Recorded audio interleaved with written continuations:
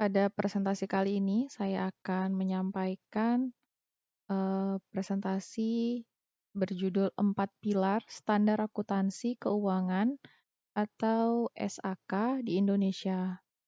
Presentasi kali ini saya buat untuk memenuhi ujian akhir semester dari mata kuliah Teori Akuntansi dan sebagai dosen pengampu yaitu Ibu Yuanisa Aisanafi, SE, MSAK. Materi dari presentasi ini juga disusun oleh saya, Dewi Handayani, dari kelas 501 NIM 220301010025 dari Universitas Siberasia. Materi presentasi kali ini yaitu yang pertama adalah pendahuluan, yang kedua SAK internasional, ada SAK umum, SAK EP atau ETAP atau entitas tanpa akuntabilitas publik. Kemudian perbedaan IFRS dan US GAAP. Kemudian apakah satu standar cocok untuk semua, yaitu standar akuntansi, apakah satu saja cukup untuk semuanya. Dan yang terakhir atau yang ketujuh adalah kesimpulan. Sebagai pendahuluan, yaitu standar akuntansi keuangan atau yang disingkat dengan SAK merupakan pedoman dalam penyusunan laporan keuangan di Indonesia. Ada 4 pilar utama dalam SAK, yaitu SAK internasional, SAK umum, SAK EP atau ETAP, dan SAK EMKM. Standar ini mengacu pada berbagai sumber, termasuk IFRS dan kebutuhan lokal.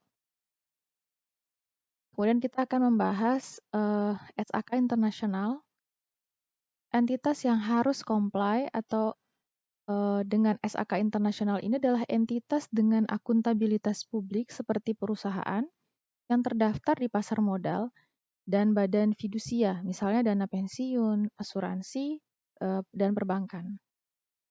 Kemudian yang menjadi referensi atau acuan dari SAK internasional merupakan adopsi penuh dari International Financial Reporting Standard atau IFRS yang diterbitkan oleh International Accounting Standard Board atau IASB. Kemudian ada SAK umum.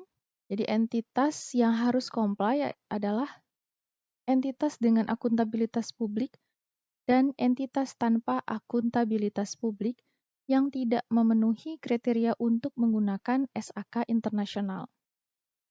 Kemudian referensi atau acuannya, SAK umum konvergen dengan IFRS, namun terdapat beberapa penyesuaian untuk mengakomodasi kondisi lokal di Indonesia. SAK entitas privat atau EP atau entitas tanpa akuntabilitas publik atau ETAP. Entitas yang harus comply yaitu entitas yang tidak memiliki akuntabilitas publik dan menerbitkan laporan keuangan untuk tujuan umum. Entitas dengan akuntabilitas publik dapat menggunakan SAK EP jika diizinkan oleh otoritas regulasi. Sebagai referensi atau acuannya yaitu SAK EP mengadopsi IFRS for SMES dengan beberapa penyesuaian untuk kondisi di Indonesia. Kita juga akan membahas SAK entitas mikro kecil dan menengah atau EMKM. Entitas yang harus comply, entitas tanpa akuntabilitas publik yang memenuhi definisi dan kriteria sebagai entitas mikro kecil dan menengah sesuai dengan Undang-Undang Nomor 20 Tahun 2008.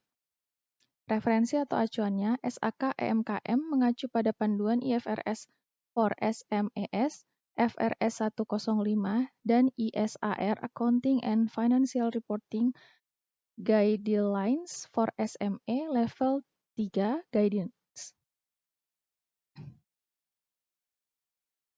Lalu, apakah perbedaan SAK di Indonesia itu mengadopsi IFRS atau US GAAP? Jadi standar akuntansi keuangan Indonesia itu secara umum lebih mengacu pada International Financial Reporting Standard atau IFRS. SAK internasional adalah adopsi penuh dari IFRS dan SAK umum juga konvergen dengan IFRS dengan beberapa penyesuaian untuk kondisi lokal Indonesia. Jadi Indonesia tidak mengacu pada US Generally Accepted Accounting Principles atau US GAAP, melainkan pada IFRS yang diterbitkan oleh International Accounting Standard Board atau IASB. IFRS dipilih karena sifatnya yang lebih prinsip-based dibandingkan US GAAP yang rule-based. Perusahaan di Indonesia yang terdaftar di Bursa Efek wajib menerapkan standar berbasis IFRS. Kemudian pertanyaannya, apakah satu standar akuntansi itu cocok untuk semua? Jawabannya tidak. Jadi satu standar akuntansi keuangan itu tidak selalu cocok untuk semua jenis entitas. Ada beberapa alasan kenapa ada beberapa standar akuntansi keuangan di Indonesia. Yang pertama, keanekaragaman entitas. Jadi entitas dengan akuntabilitas publik contohnya, seperti perusahaan yang terdaftar di pasar modal memerlukan standar yang lebih kompleks karena mereka memiliki tanggung jawab yang besar kepada pemegang saham dan publik. Mereka menggunakan SAK internasional atau SAK umum yang konvergen dengan IFRS. Kemudian, entitas tanpa akuntabilitas publik ini biasanya lebih kecil dan memiliki tanggung jawab yang lebih terbatas.